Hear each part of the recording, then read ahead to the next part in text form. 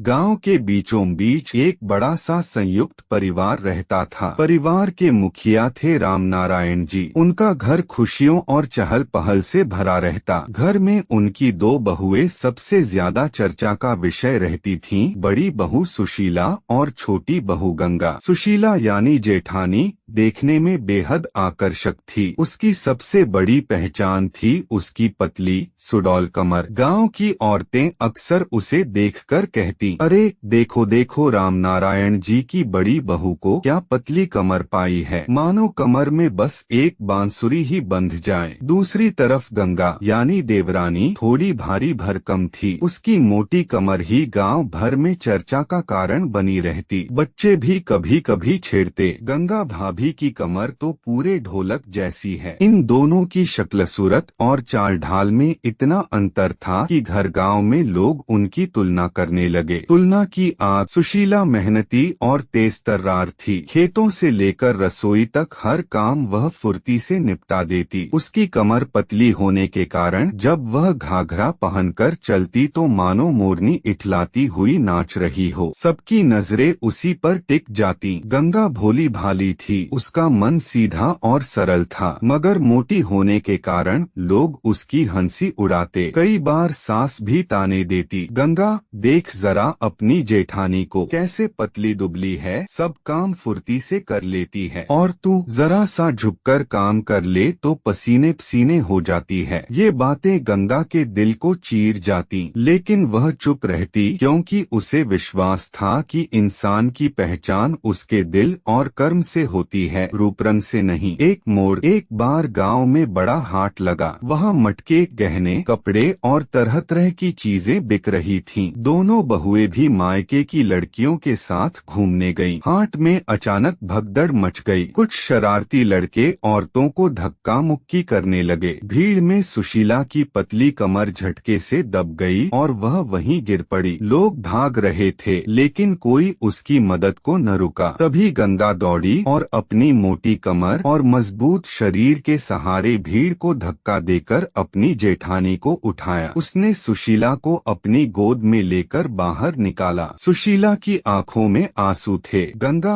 अगर तू न होती तो आज मेरा क्या होता। मुझे तो हमेशा लगता था तेरी मोटी कमर मजाक का कारण है, लेकिन आज उसी के सहारे तूने मुझे बचा लिया। असली सुंदरता। उस दिन के बाद सुशीला का नजरिया बदल गया। अब वह जब भी गंगा को देखती तो हंसती नहीं, बल्कि गर्व से कहती, मेरी देवरानी की कमर चाहे मोटी है, लेकिन उसके दिल से बड़ा कोई नहीं। जो दिल का सुंदर है वही सच्चा सुंदर है। गांव की औरतें भी यह समझ गईं कि शरीर की बनावट से किसी की कीमत नहीं आंकी जा सकती। सीख। इस कहानी से यही सबक मिलता है कि पतली कमर या मोटी कमर इंसान की पहचान नहीं है। असली सुंदरता इंसान के दिल और कर्म में होती है। मजाक उड़ाने की बजाय हमें हर व्यक्ति की अच्छाई को पहचानना चाहिए। गंगा की सादगी और बड़े दिल ने साबित कर दिया कि इंसान की कीमत उसकी मूरत से नहीं, बल्कि उसकी सीरत से होती है। अगर आपको यह कहानी प्रेरणादायक लगे तो वीडियो को जरूर शेयर करें। हर कहानी में छुपा है एक सबक। जुड़िए कृष्णवेश AI के साथ।